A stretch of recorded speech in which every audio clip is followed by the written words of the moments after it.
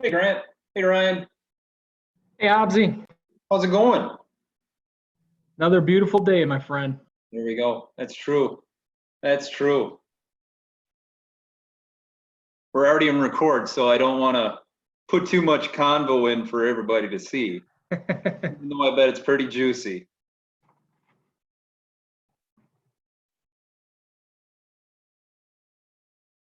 Hey Mike.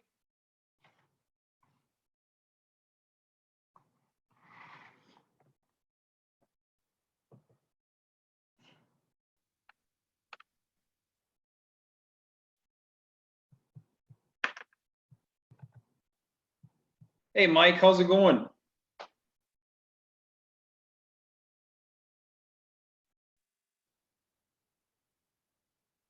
Tom, welcome.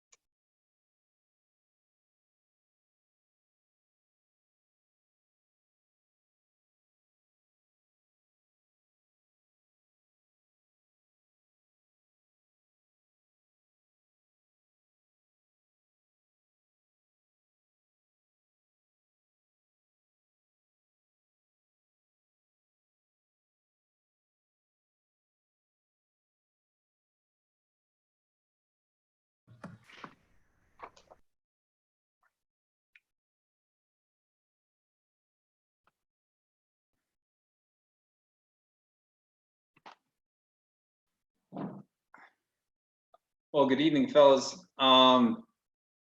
Judging by my professionally timed back judge watch that we carry on the field, it is 8:01. So I know we're going to put this out there, and so hopefully some people come in and take it off the RAOA website at their own time or what have you. But as far as, I guess, first and foremost, I don't know who turned the clock here on 2020 and what they did, but just hope that you and yours are thriving and doing as well as you can, as well as all your loved ones and all those situations, that we're thriving the best that we can.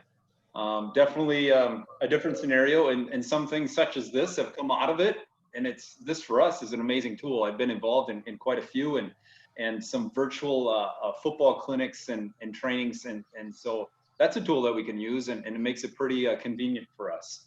For me personally, on this platform, obviously we have a full house, so feel free to unmute at any time and just chime in. Obviously, we're going to get the most out of what you learn and what you want to know.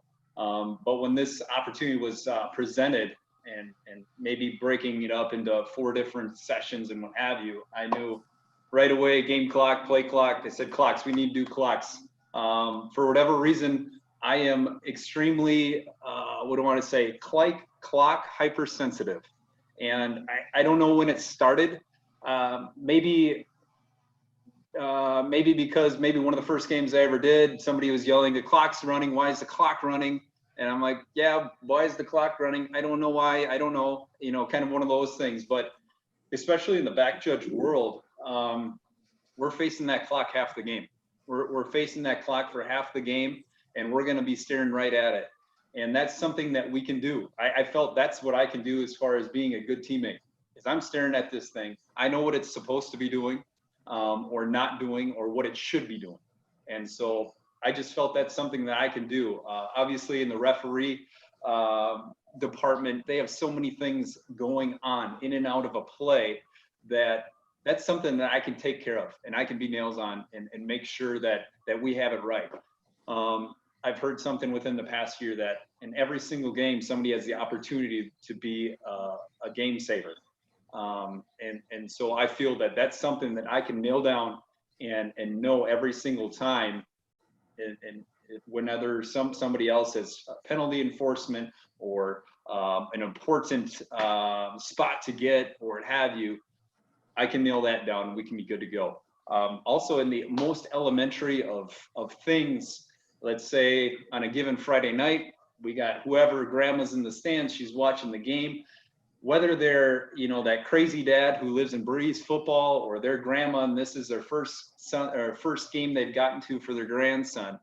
Everybody knows there's a clock and it's visual to everybody, right? And I think for the grand scheme of things, the most elementary of observer knows that it's running at times and it's not running at times.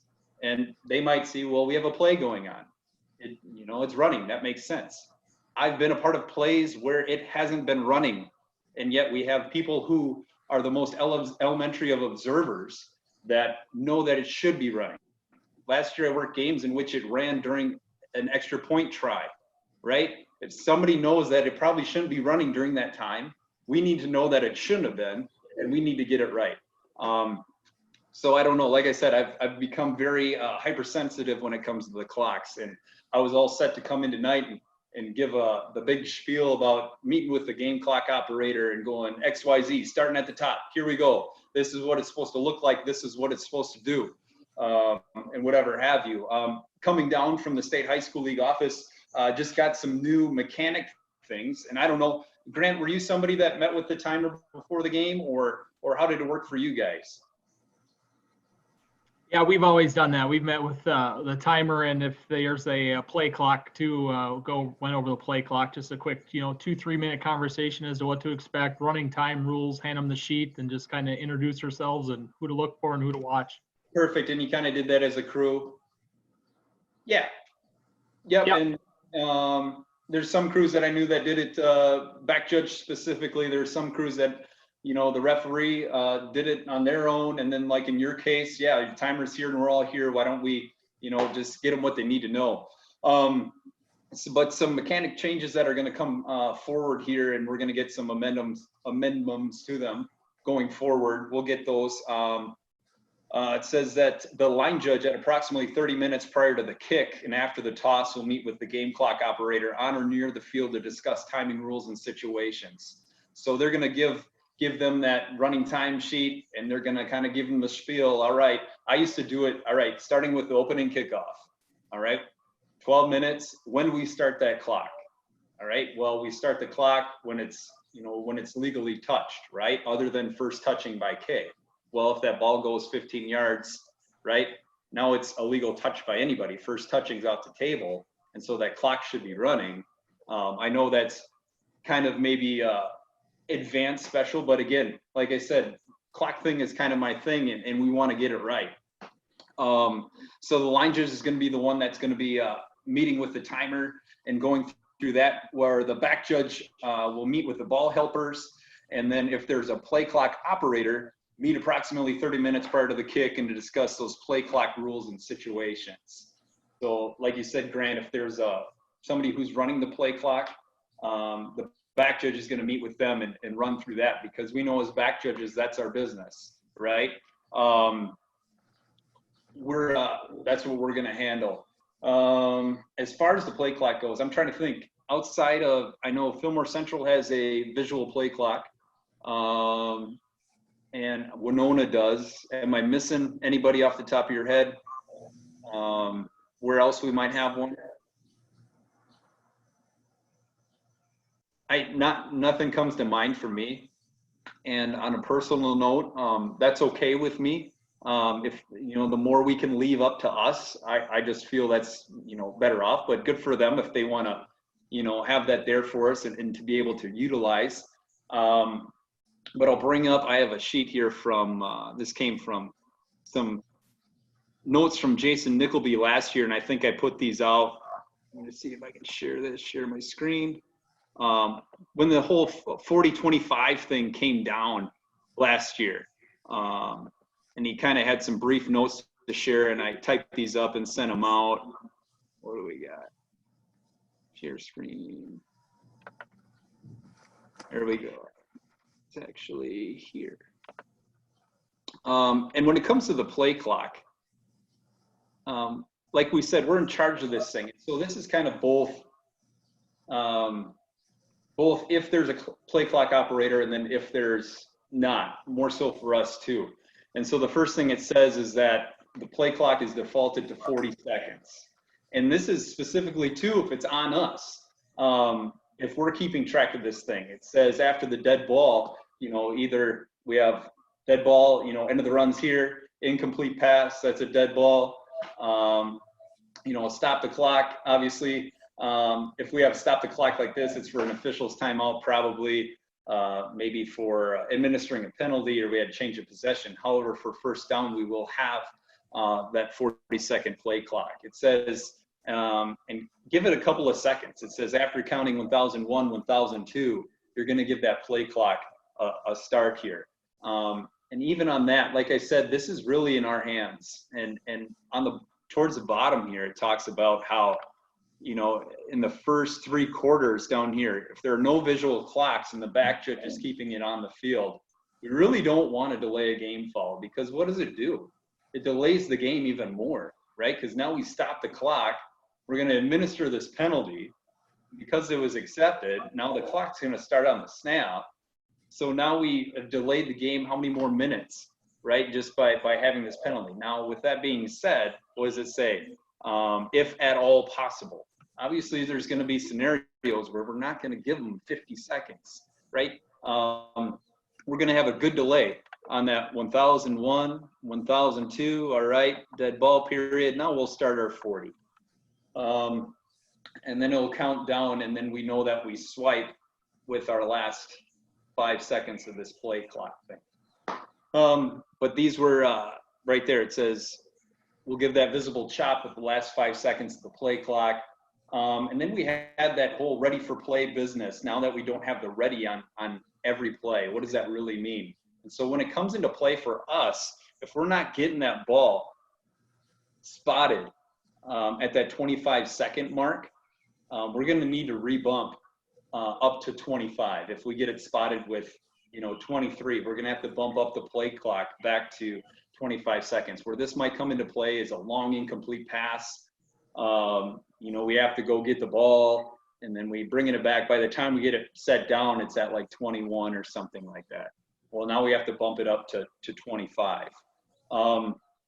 And so if we're working and there is a visible play clock, we're going to sit back there and we're going to give one pump and keep doing it until, you know, you get their attention. And hopefully they will bump it up and they'll start it. And that's something you go over in your pregame, is that, you know, these types of plays, and we don't have the ball set, be watching for me. I'll communicate with my R. I'll tell you on games in which we do have visible play clocks, I'll get on my 020 anytime that I feel that we need to bump up that play clock. I'll say, hey, Royce, we need to bump, and he knows what I'm saying, and we'll bump up to 25. We need to get that attention up there, and then if we don't, and they don't reset it, well, then we're going to have to shut the play down. We're going to have to shut the play down, and then obviously, if we don't have a field mic, it might be hard by the time we get the message up to the booth. We'll hopefully just have to stand there and keep doing this, and they'll get the message. Hopefully, a lot of this can be solved if we do have a visual play clock in that pregame and meeting with that timer. And you go through a thorough pregame. This document is out there on the RAOA website. We kind of concocted something together to give to them to walk through that timer and what they're looking for and what it looks like. So hopefully we cover that in a good thorough pregame. And then with that being said, you always have the people who are there that, I've done this for 45 years. Well, it doesn't mean you've done it right or you've done it well for 45 years. And so if I'm talking with a timer, what do I want to say? My dissertation is usually, I'm going to give the whole thing, right? I want us to get it right. And so if there are that 45-year-old, they probably don't have my attention very much, but I'm still going to go through that whole spiel. Or maybe it's somebody who's doing it for the first time, especially with this play clock business, because it was new last year. Say, Jeff? Hey, Mike, yes. I just want to throw in a couple things that I think are important for when the back judges look at that timer sheet is unlike NCAA where every field has a play clock, very seldom will you have a play clock. Right. So it's really important as you go through these mechanics that Jeff has spelled out there, that you keep track of what you do when there is a play clock and when there isn't. Specifically at the Dome last year, there was a crew or two where the back judge would do the arm chop, and obviously we have visible play clocks up there. You don't do the arm chop when you've got a visible play clock. The expectation is that the quarterback and the coaches are able to see the clock, so they don't need or want the signal from the back judge. And conversely, when you talk about bumping to 25, you've mentioned, and you have a little note there, that it's only if you have a visible play clock. So when you don't have a visible play clock, the back judge just does it, I assume, just resets the time to 25 and off we go. You don't really need to even alert the rest of the crew, do you? Correct. Yes. And that's a thing too, where if you're using, those fun ready refs that do the timing for you, at what point are you going to know that you're actually at 25? Because they'll buzz you at 10, and then they'll buzz at 5, right? And so on those plays, if we don't have a visible play clock, maybe those are the plays that you give yourself a couple extra seconds when you go and get that ball. Because the offense is going to be doing what they're going to be doing anyways. It's not like, well, the ball went all the way over there, so now we have to take extra time to call our play in and things like that. So like you said, it's not going to be as adamant that maybe we didn't get the ball set till 23. Just to throw out there, you used an excellent example where you're chasing down a long incomplete pass. In those cases, I would assume as a back judge, Jeff, that you don't even worry about delay a game because the game clock's not running. And Right. If it takes you guys a really long time to get the ball set, that's not the team's fault. They're going to be ready to go. I assume you don't even pay attention. If your ready ref's buzzing, you probably don't pay attention to it, right? Correct. Specifically when the clock's either the ball went out of bounds or it's an incomplete pass, you don't really need to fret about when you actually get the ball set. Correct. Yes, like Mike said, the ball or the play or the game clock is going to be stopped regardless. it's not of a huge significance at that point. If we take a few more seconds, like it said in the sheet, we don't want to have these penalties within the first 3 periods if we can do anything about it. And so that'd be a case in point. Who's really gaining a huge advantage that it took us 4 extra seconds to go get a ball over in left field. And then with that being said, we don't run into a ton of situations in which we do have this visible play clock.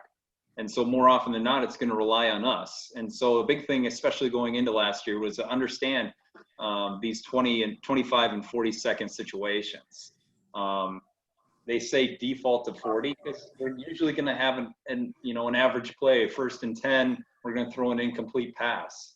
And so, yep, cool, that's great. So we'll give it a nice 1001. Maybe we're the ones wiping it out. 1001, 1002. All right, here we go with our 40, right? And we're timing this thing. And so more often than not, we'll have those situations. But other administrative stoppages or officials timeouts, other than those first downs, those are the times in which if we have a chop in with a ready for play, those are the situations in which we're going to have a 25-second ready for play situation. So those are listed on here. They're not all in there. We can go to Rule 3.6 if you have your rule book there, a little bit more detail. I think it says something to the effect of, where are we at? 25 seconds on the play clock following officials timeout, as in 357, except for 357B, where that would be awarding a first down. Will be 40 seconds on that one. And again, 25 on a 25-second play clock when you get chopped in, it'll be a little bit more punctual, but at the same time, yeah, we don't want these fouls if we don't have them. And so we'll be patient with that as well. But again, because there is no visual play clock, once we get down to 5 seconds left on that play clock, we will be visible here with our last 5. And if you do get down to 0, you're going to be at 0, and you look and see, take a look at the ball. Is the ball being snapped? We let it go. We want that play clock to be 0, and we have a delay there in which the ball hasn't been snapped. Now we have a foul. Do we want to investigate a little bit more with visual play clocks? I don't think so. No, I mean, if it comes up and anybody has questions, we definitely can go into that realm a little bit more. I did have a play with a visual play clock last year. I was fortunate enough to work a state semifinal game, and we had a change of possession. It was 1st and 10, and referee blows the ready for play, and it's stuck, and it's not moving, right? So I'm sitting back there just trying to get their attention by putting my arm up, pumping up. Hopefully it gets their attention to start it. Wasn't starting. 4 seconds later, shut the play down. I came into the referee, said, just tell the get on the mic and say, will the play clock operator please set the game clock to 25 seconds and start on my ready. Thank you. It's hopefully not situations that you have to do, but sometimes they come into play.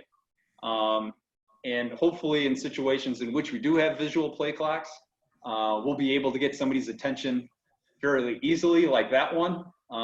I know in Winona, they have somebody kind of run it by a radio on the sideline. She controls a handheld device. And so once in a while, we had to change it a little bit. And I would just get on the radio to my head linesman over there and just say, hey, can you tell Cheryl that she needs to bump it up to 25 and wait for the ready?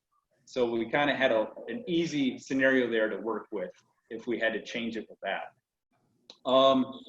Say, Jeff, go ahead, Mike. Just one thing, speaking as an old R or XR, make sure as back judges, don't let yourself be surprised that there is a play clock. Ask your referee to check with the athletic director if whoever on your crew is in charge of contacting the AD. Make sure, especially early in the season, maybe a school has added a play clock that never had one before. You want to know that before you go there. And also pass the word around if as schools get added, I'm sure Kurt has Stewartville all lined up with play clocks by now. So, as schools get added, let everybody else know. You don't want to get down to the field and go, oh gosh, I've got a play clock tonight. And then your mind is scrambling a little bit to remember all the things you do differently when there is a visible play clock. Yeah, exactly. Thanks, Mike. And then definitely too, heading into that week, and we know that. Well, be ready before the season and know these rules and have them down cold. We have this sheet on the website. Send out questions if you have questions about it. But just this is a sheet that you can print off and take it to your meeting with your play clock timer meeting, and just walk through the sheet and just say, hey, this sheet is for you. Keep it. Let me know if you have any questions.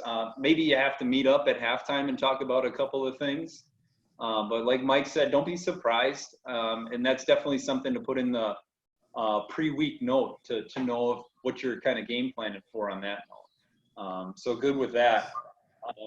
As we move to game clocks here, like I was saying, it was good that there was some cleared up. It made me, that whole mechanic of the line judge is going to talk with the timer, and made me kind of research back and see, who was supposed to do it in the first place and whatever else. And it talked about in Mechanics Illustrated by the State High School League last year. It talked about how it said actually that somebody should keep it on the field, and this is going to fall on the line judge. So if we were to have a clock malfunction, a game clock malfunction on the field, it says the line judge has these duties. Last year, I think in the first week we had 1 or 2, and then the second week we had 1 or 2 go out. I've worked games where game clocks have malfunctioned either before or during the game. It's something that we need to be prepared for going into that and have that taken care of. I think, and like I said before, looking in some NFHS manual, it talked about the referee designating the official score person, whatever. It's just nice to see, here's what we're going to do, and that everybody's on board with that, so we can go here and there, and the line judges can congregate and talk about what we're going to talk about with the game clock operators.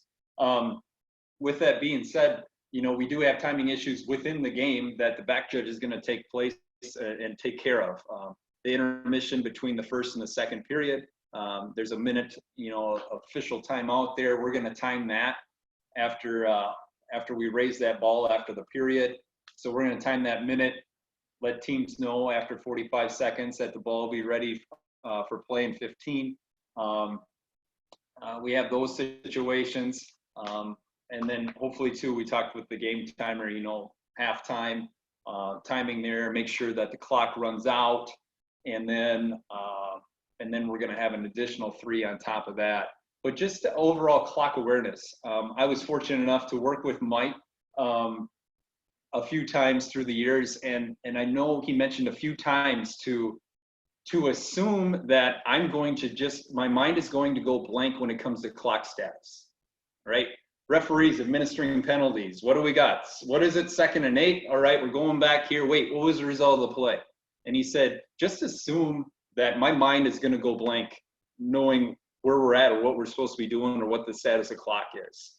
And what that was really doing was making sure that the rest of us were in the game, right? And that we're all checking with each other. And clock status is this, and this is what it's supposed to be. You look around every single time, even after a first down, I'm in the back. I'm 20 yards behind the defense, and I'm twirling my finger like this to my referee.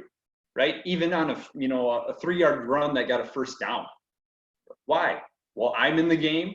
Maybe my referee forgets, or maybe I'm sitting there just twirling my finger and wondering, why am I still twirling my finger? Well, he hasn't blown the ready for play to wind that clock.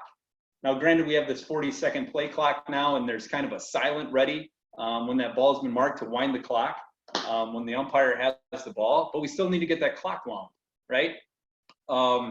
And so there are going to be times in that game, and even with myself, where I will check, and I think I know that clock status, and I'm sitting there, have my arms crossed down low like this, say dead clock, and everybody else is, no, we had a run that ended there. Okay, we need to wind this up after we administer that holding penalty. And so just knowing that, and I felt that's such a way in which I can be a great crewmate. I had a situation, a play last year. Unfortunately, we had tenths of seconds on the clock in this game. And I think it was about 19.7 seconds left in the first half. Well, what happens? They try and throw a bomb that's intercepted and weaved in and out all the way back down the field. Well, now as we go back down the field, I'm facing the clock. I'm watching blocks. I have no idea when the runner is down, but all I hear is whistle. What do? Check the clock. 0.7 seconds, and it drizzles out. It was like, oh my goodness, great! All the greatest things in the world that can happen here. Of course, tenths of seconds. We don't want them on the clock. If they happen to be on the clock, because they can't take them off. If it says 0 point something, you know, this isn't basketball. It's 0 seconds. But fortunately, because I'm so clock, like I said, hypersensitive, I was staring at said clock with 0.7 seconds and watched it drizzle out. Whereas intercepting team's coach comes out and says, no, there's 2 seconds. There was 2 seconds on that clock, right? And what was the first thing that we said, you know, when that runner went down and the play is over? Did somebody see the clock? I said, I saw 0.7 seconds and it drizzled out to 0. All right, so 0.7 seconds is 0 seconds. And so we had facts to talk to the coach about, right? It was nice too that the official timekeeper came down at half and said, hey, when you put your hand up and you blew the whistle, it was 0.5, so I just let it run out. Yep, good, thank you. That makes our job a whole lot easier in that scenario if we're gonna have tenths of seconds to be able to explain that fact. But those things come from habits, right? If we have a false start at 9:37 in the first quarter on a dead clock and we're staring right at it, we know it's 9:37, and they snap it, and now it says, you know, we had false start and we had a snap and now it's 9:35, right? And I noticed that, wait, we had a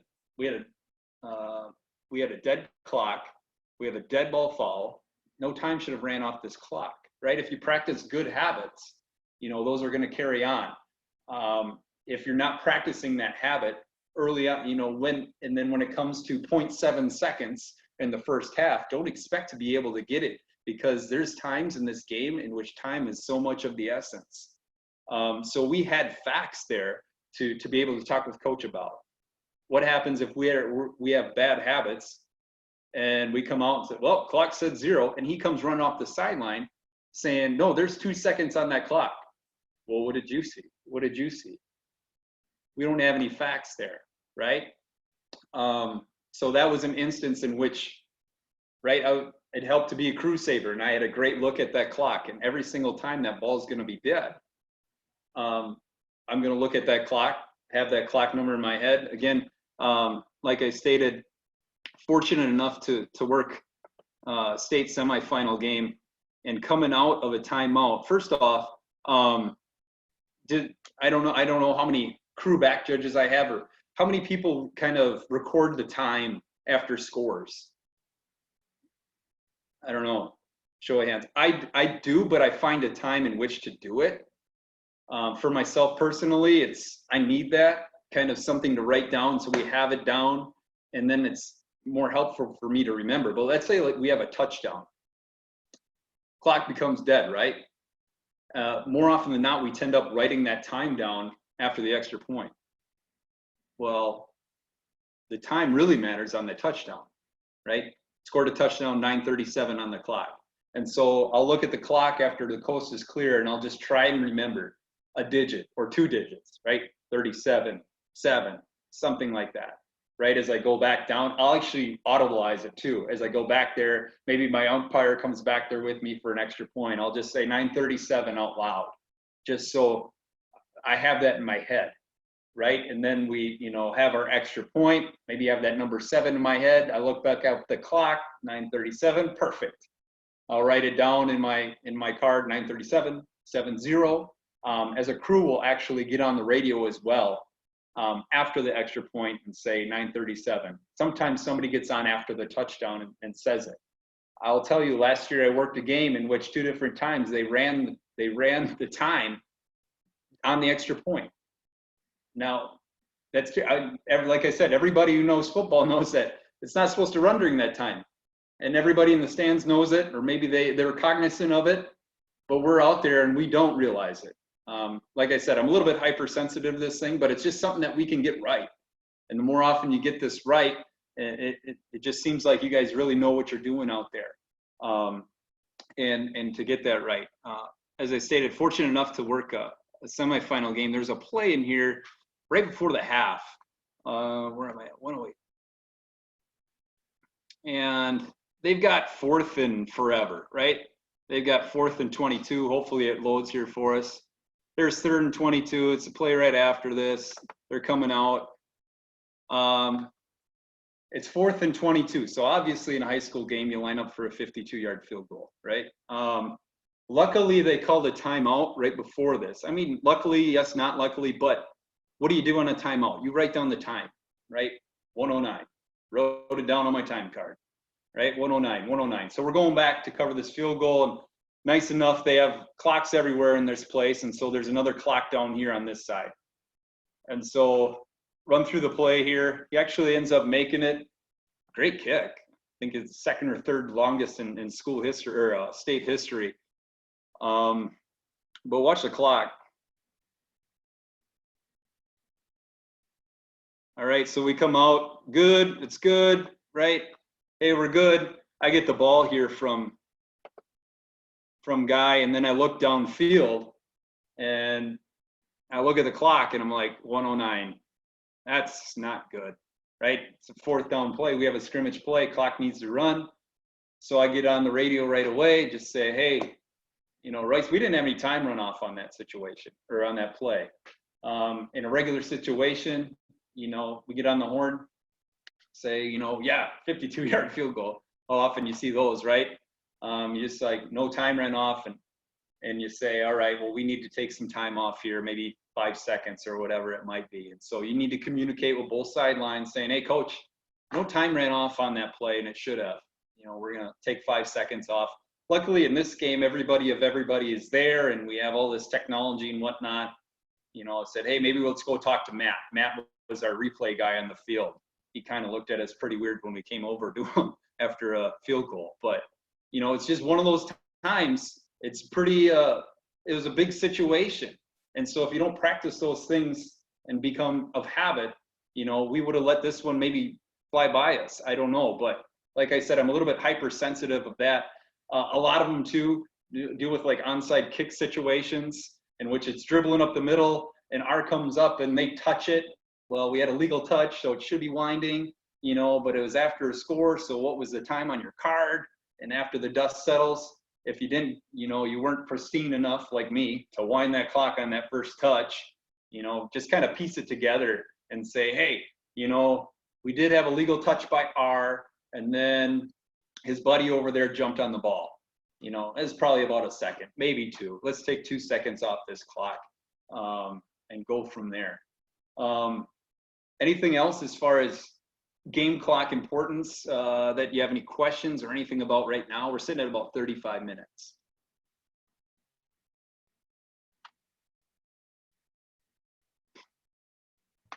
Might be a question for Mike, but they have the loophole still exists when we're towards the end of games and Team A is trying to run out the clock and Team B has an injury, and it's still 25 seconds, even though it would normally be 40 seconds under normal pretenses without the injury. Correct? I know that loophole exists. It's still on coaches to try and be sporting about that, but that still exists. Correct? I don't think they changed that.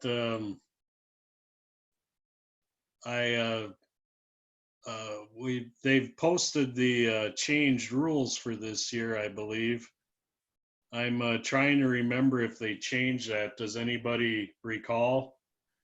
In NCAA, they take care of that by making it 40 if it's an injury by the defense or the helmet coming off by the defense.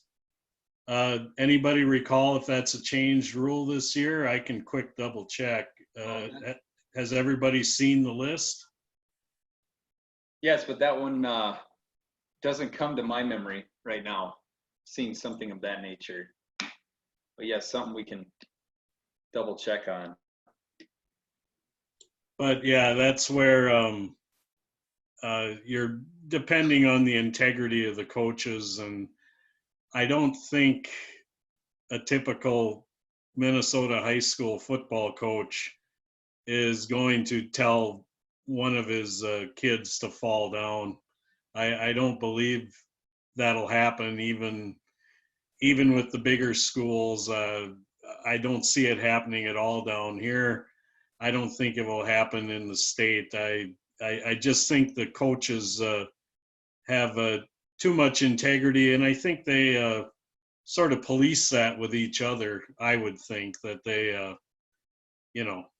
would make it clear to their opponent that wasn't cool and would spread the word. But that actually would be a very good rule change, and it's one that I wish they would make, because it just takes away, even if it's inadvertent, why should you gain that 15-second advantage, right? Now, maybe you wouldn't have even needed to snap the ball.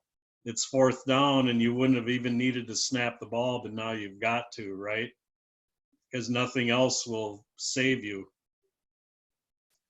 I think Ryan just, I don't know if Ryan doesn't have audio, but he just chatted that he thinks it was changed to 40 seconds. Okay. Yeah, I'm just reading it right here. 361A 1E. To eliminate a potential timing advantage gained by the defensive team, the Rules Committee approved the play clock being set at 40 seconds when an official's timeout is taken for an injury to a defensive player or a defensive player has an equipment issue. There we go. What was the last part? Has a what? An equipment issue. Ah, okay. Well, Now, excellent. that could be faked. That could be faked more easily. Oh, my chin strap's broke. Correct, or the helmet coming off. So excellent question, and Ryan, thanks for stepping in there. I didn't have a chance to take a look myself. I'm glad you stepped up there, but that's an excellent change, and it'll be good for the game. Absolutely. And like even in the instance in which you had, Ryan, it would be an advantage, but now it's going to be an advantage for the offense. It's like, hey, well, that's your fault. Guess what we get now? Kind of things to kind of negate that actually happening. So yeah, definitely a huge, great change in that effect. And other things as it pertains to the clock, I would just really reiterate just knowing when that clock is supposed to be running and when it's supposed to be stopped. Like I said, when working with Mike, the times that I did, I bet as a referee, there was nothing more reassuring than him backing away and maybe like, what did happen? And he looks up and he sees 3 fingers around the horn doing this. Yep, that's what I thought too. And that's a very simple mechanic. You're not hiding anything. It's only going to help with crew and crew dynamics and communication within you. And maybe just like when you're doing the downs, hopefully you don't get monotonous with that. 2nd and 8, and you got and your line judge over here has 3rd and 8. You're like, oh wait, hold up now, right? And you can and you have a discussion about that to get on the right page. Same thing can work for the clock as well, to make sure that we all know what's going on here. Yeah, as a crew, you all own the clock and you own the downs. You can have a really great game going, but if you make a mistake on one of those, that's all they're going to remember. And you just got an F as a crew is what it boils down to. There is nothing more important when coming out of an administrative stoppage than making sure you've got the down right and the clock properly starting or stopped. There's literally nothing else should be on your mind as a crew, but making sure that we come out of this stoppage clean. If you do that, down after down after down, game after game, you take care of those little things, it'll help you take care of the big things. It really will. It's hard sometimes to convince your entire crew that you need their help, but Hobbsy put it well. It's real difficult sometimes as a referee to come out when you've tried to remember numbers and down and distance, and you come out and go, God, was that an incomplete pass? Was it in bounds? You need the help. Yep. So make sure your crews own it, that you own it personally, and don't hesitate to raise the issue if you think something's wrong. The other 4 guys are sure it's third down, but you're positive it's second. Stop things until you figure it out, because if you try to rush through it, they're just ask the guys who've lost a down or given an extra down. It's something those coaches will never forget, and you'll never forget. Take the time to get it right. Absolutely. And there's multiple stories out there, and I've been included, as far as we had consternation of which down it was. We went over and found the nearest stat person. Say, what were the last 3 plays? What were they? Just to make sure, like you said, you'll never live it down, to make sure that you have that right. And so, you know, it takes what it takes, but we're here to get it right. Get it right. With that said, we're at 8:43. I can be here all night. You might not want to, but if there's anything pertinent or pressing on your mind, throw it out there. We'll try and find you an answer. Otherwise, feel free to leave whenever. Ryan, did you see Tom's question there?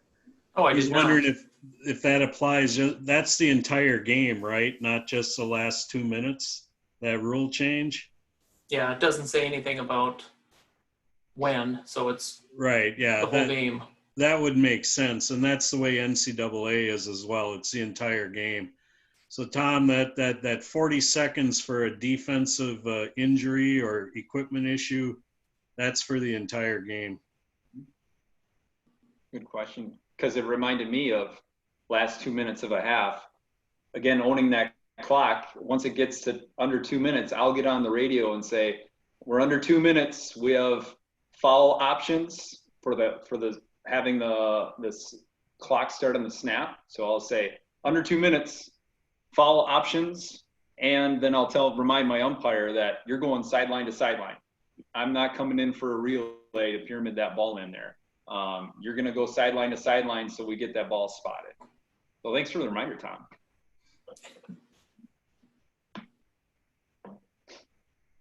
So who of these new guys have never back judged ever? Besides Tom. Kurt hasn't either. It's brave of you guys to even think about doing this, because you don't get back judge experience except at the varsity level. Right. You know. We'll be asking a lot of questions. Good. Yeah. You won't learn if you don't. You will not learn if you don't ask the questions. And that will help us all. In between meetings, Tom, anything that just kind of didn't make sense with what we were saying here, yeah, just send it out. What did you mean by this? What was going on there? I tell you, it takes a real special person to jump in their first game as a back judge. Yeah.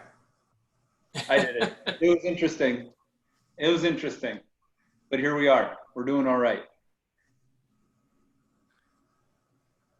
Yeah, not to put the pressure on, Tom, but a lot of really smart officials think that the strongest guy on the crew should be the back judge. Uh-oh, that's not good. You know, we used to talk about it being the rocking chair and that kind of thing. But the fact is, the back judge, if you have, say, 10 crew saving calls over the course of a year as a crew, a bunch of those should come from the back judge, because you're going to have the long distance view. You're going to be able to see those late hits at the pile while the wings are focusing on the ball. You're going to have the in front of God and everyone calls in the middle of the field, deep downfield, where everybody's going to see what you're looking at, and your flag comes out or doesn't come out. You're going to be dealing with the ball hitting 12 different players on a punt, and who's going to get the ball, and Ryan's going to come down and say, what happened? What'd you see? Yeah. So, hey, I hope you still want to do it after hearing all that, but you don't at all take the role lightly, just because you may feel like there's not much to do if you're in a game where it's a bunch of 2-yard runs. all of a sudden something will explode in front of you, and you're the guy who has to make the big call. Sure.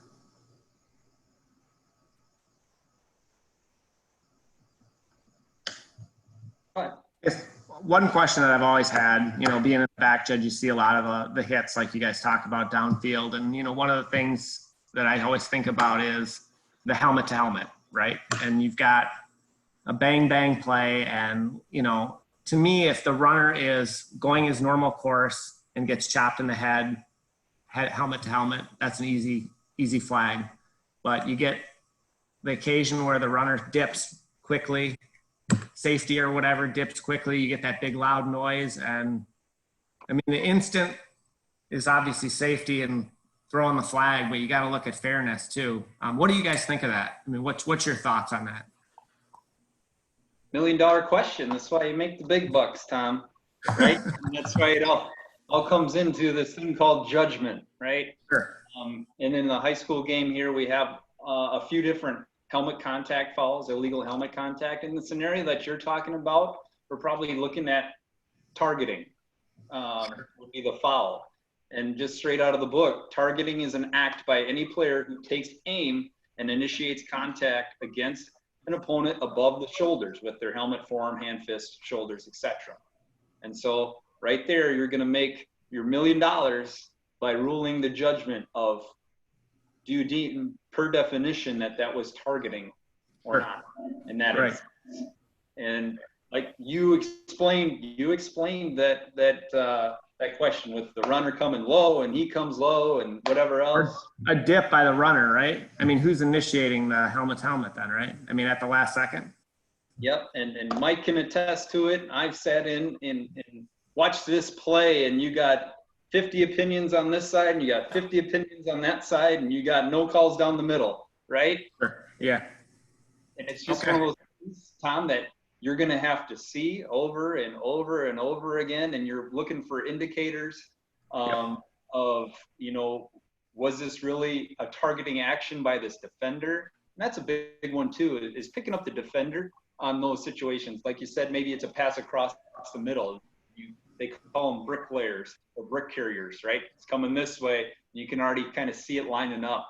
That will help you out a ton. But in the context in which you just explained it, you got just that snap judgment to put a definition on it. Sure. Was it? Yeah. You'll learn more from the ones you don't call. Sure. You'll think, I should have called that. That's what I think. And I probably said this to you, or I said it to everybody else.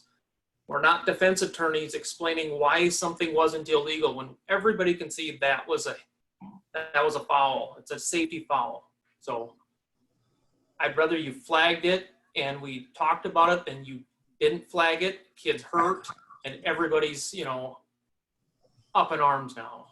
Sure. Because whatever happened already happened anyway. If he's hurt, he's hurt. But we need to see that and try to prevent it. The flags will prevent more than talking to him will.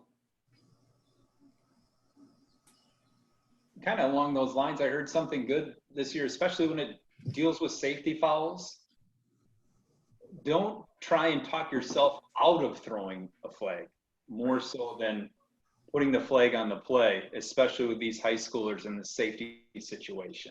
Don't try and talk yourself out of throwing a certain flag for something. But obviously every play is different, and you're just going to have to get paid your $1 million, and that's why you ruled it the way you did. Yeah, I think the state high school league, the way they put it is, if in doubt on a personal foul, it's a foul.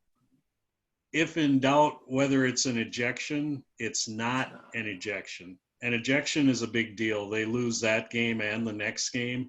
So you want to be sure that this was a flagrant foul or it met some other criteria for ejection. So bear that in mind. When in doubt on a safety foul, it is a foul. But if you're like, I don't know if that rose to the level of an ejection or not, then it's not an ejection. You don't want to guess a player out of the game. On the other hand, if you know darn well that's an act where he needs to go, he needs to go. So, but it's important to keep that distinction in mind. A great question, Tom. One that we still, this guy does this and that guy did that. What do you got? Yep. Still don't have answers to it. Sure. Anything else on the top of your mind tonight, Tom? I mean, I watched a lot of college and NFL, and that's kind of going to be a little bit of a crutch because, you know, there's some things in those games that aren't applicable to the high school game. So, True. Yeah. But at the end of the day, it's still football. I mean, we're playing at the highest level. If you're seeing things out there, I mean, the high school game's a slower version. Just watching and observing the game, it definitely can't hurt you. Right. What do you guys think about hustling as a back judge? I mean, you don't want to run yourself out of something or run into something. What are you kind of keeping as your cushion, Jeff? Cushion, Brand. yes. Good question. As far as, so we're sitting at 20 yards behind the line of scrimmage, right? And we've got our key, and you're reading your key. So let's say my key is this tight end on this side. So I'm going to read what he does if he's threatened, so to speak. If it's a wide receiver off to split out and there's no threat over there, I'll peek in at the tackle and I'll get a read off of that. As far as if he's firing out, we have a run play, right? And if he's popping back, we got to pass 20 yards. It's a good amount of space, but at the same time, I mean, these are high school athletes, and I'll say that, no, I won't say that. I'll say I'm not a high school athlete, right? And so if I read pass, I'll read these routes and I'll give from there because we want to keep everything in front of us. But if we read run, we stay put because I'm just always a huge believer in you moving with purpose, because the more that you move, the greater the likelihood you might move yourself out of position. And the whole time you're moving, your head's doing this and you're not zoned in and focused on what you need to be focused on. So the big thing for me would be move with purpose. Moving's fine if it's going to improve your angle, your position to judge on this play and rule accordingly. As far as side to side motion, we're getting more leeway there. As far as the hashes aren't picket fences anymore, you can't go over there, right? But if it's a deep pass on that third of the field, yeah, I'm going to trek over there. I'm going to go over there. But as far as the whole hustle situation, yeah, we love hustle, but during a given play, stay still as long as you can, focus, and then you move with purpose. You give ground when you need to give ground so you don't get beat, so you can have that cushion. After dead ball period, I still will just sit, gate, wide angles, right? That's when the bad stuff's going to happen. Somebody's coming from this way and does that, right? Dead ball, the last, what do I want to say? The least important thing is to make sure we got to get this ball from point A to point B as fast as we can, right? That's kind of the least important thing on the radar at that point. Just relax, soak it in.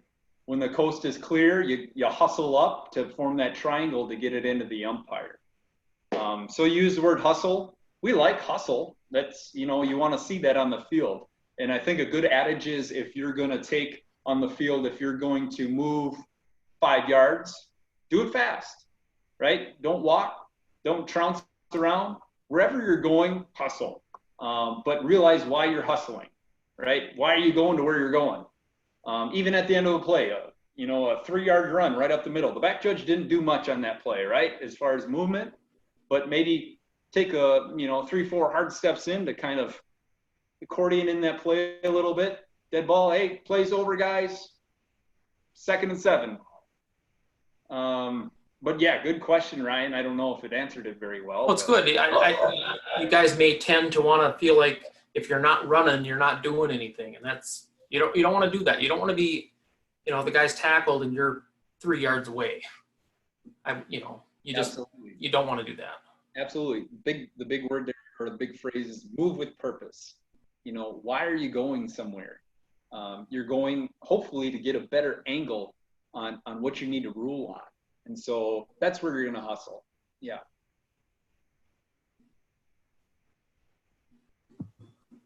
Do you sag back more on like, let's say a 2nd and 30, I mean, you get into weird down and distances where there might be a long pass. Are you typically pulling back 5-10 yards, or are you just in your normal position? Are you saying, do I set up? Do I start differently? A little bit farther back, you know, if it's, you know, you're getting down to the last 50 seconds or something, and, you know, there might be a long pass coming, or you're just setting up a little deeper, or if there's a long down and distance, or do you kind of stick with the, you know, where you're supposed to be? That's an awesome question, Tom, and something that I've kind of heard a lot of through this off season more so, but in other years as well, is to be within the game, be inside the game, right? The situation in which you just mentioned, let's say team A is down by 1 and there's 27 seconds on the clock. It doesn't matter what down and distance it is, but they're on the other 30. What are they going to do? They're going to be passing. I might start maybe a yard, maybe at 21. I might start. I'm not going to be drastically deep. The only situations in which I'm really going to move from that 20-yard spot is, last play of a half, and they're at the 50, and I've got defensive backs that are lining up at 20, right? I'm going to take a few steps back to make sure that they're still in front of me. But you bring up a good question, and you know, 2nd and 30 in our game, who knows? That's not always a heave-ho play call, right? Maybe it's a draw. Maybe it's a screen pass. Right? Probably is. Right. And so just kind of think inside the game there of what's happening in this game right now. What are they going to do? Are they going to call a timeout? Do we need to be kind of radar up for that? And so that's a very good question. I don't set up really different at all, but I do know probably what they're going to do. And so that might, as soon as I get that pass read on 3rd and 12, I might start my back pedal a little bit sooner.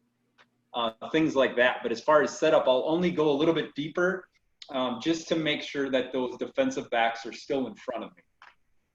But really good question. I think part of that, Tom, too, comes knowing your opponents too, as we get into games 5, 6, 7, 8, kind of knowing what our offensive and defensive tendencies are of each team, who's each team studs, what they're going to do. We'll give you a better feel for kind of what, not that we're anticipating what's going to happen, but you know, teams do have their tendencies as to how they're going to run plays on certain. Spot on. Absolutely. Absolutely. A great question, Tom. Nobody ever gets behind you, right? Back judge. You're deeper than the deepest. True. And so maybe that means in today's age, I do need to start at 28 yards to make sure everybody's still. But we do the best we can with what we got. I've been working on my 40 speed, so. Backwards, 40? Yeah. Yep.